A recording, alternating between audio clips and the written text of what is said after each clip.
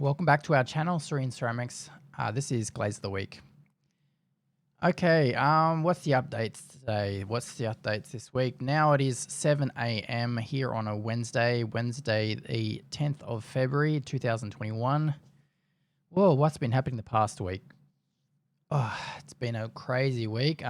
We've been able to do all of our catch up on all of our shooting and editing this past week. As last week, as I mentioned in our previous video, we had a bit of a difficult week as my vehicle was totaled, written off in a car accident. Fortunately, everyone was okay. We are all happy and healthy, but we are without a vehicle now, so we're going to be struggling a little bit more, but we will get by and we will continue to make our content. Basically the past week we've been trying to catch up post-accident, sort out all our insurance paperwork, or our lack of insurance paperwork. And this is Glaze of the Week for this week. And what glaze do we have today? We have another earthenware glaze. We have a pink glaze, as I promised you from last week. So I'm looking forward to sharing that with you today. Okay, so let's get right into it.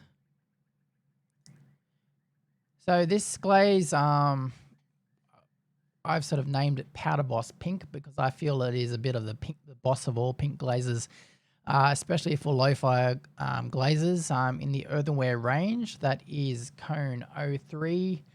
And I will show a test tile with you in just a second. So let's go over the glaze itself. So we have our frit or flux 4134 at 50% of the glaze. And then we have our glass body silica coming in at 25. And then we have some whiting and ball clay to give it some substance, some refractory, and that is 5 and 15 for whiting and ball clay. And then we have tin oxide as our opacifier at 7%. So it's not just an opacifier, because we could have used other materials as an opacifier, but tin has a really interesting material because it can react, it can be a bit volatile with other materials in the kiln.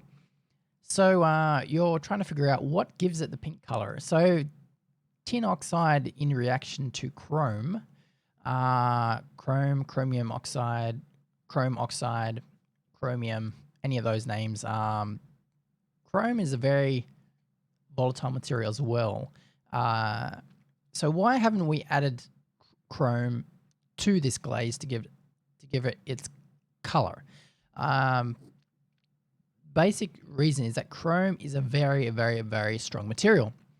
And if we add it to this glaze, say even 0.2%, sometimes you'll see in glazes 0.25% or stuff like that to make a tin chrome red or tin chrome pink, but it will still be a bit dark, a bit muddy. So we want just a tiny, tiny smidge of chrome. We do not want to overpower this glaze with chrome. We want that beautiful powdery pink color to come through. So I haven't actually added any chrome into this glaze. So this glaze itself, to get this super powdery pink, light, fluffy, and its vibrancy, I want to get that from as little chrome as possible. So I haven't actually added any chrome into this glaze. So this glaze is reliant upon chrome in the atmosphere of the kiln. So what do I mean by that? Okay, so when chrome is in a glaze or chrome is present, it could even be present in its raw form in a kiln.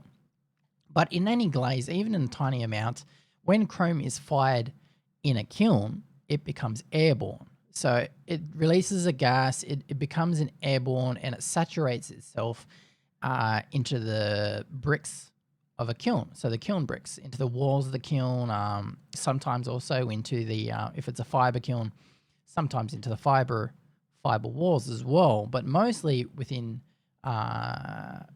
kiln bricks.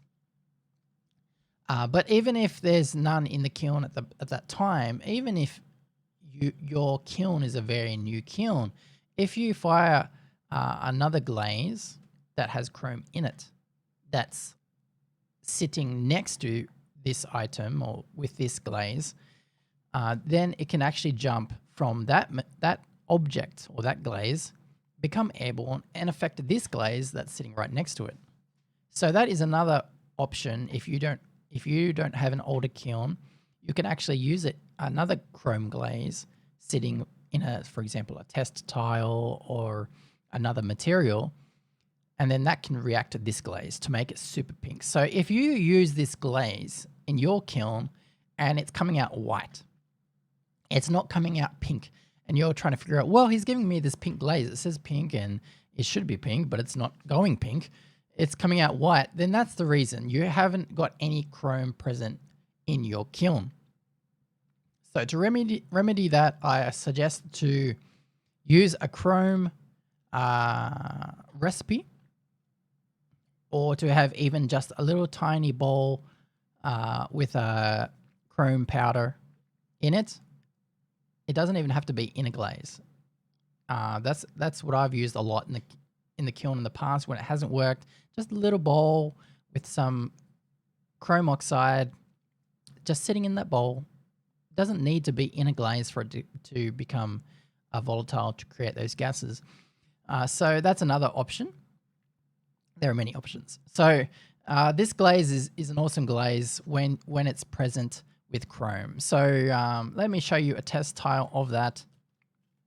Bring it up to the camera here. Let me show you. So it has this very pastely pink, and depending on the light, actually it's very, very vibrant, and it's the best glaze. It's the #1 glaze for low fire. If you're working with 1100 degrees, or what is it in Fahrenheit? It's like 2014 degrees Fahrenheit.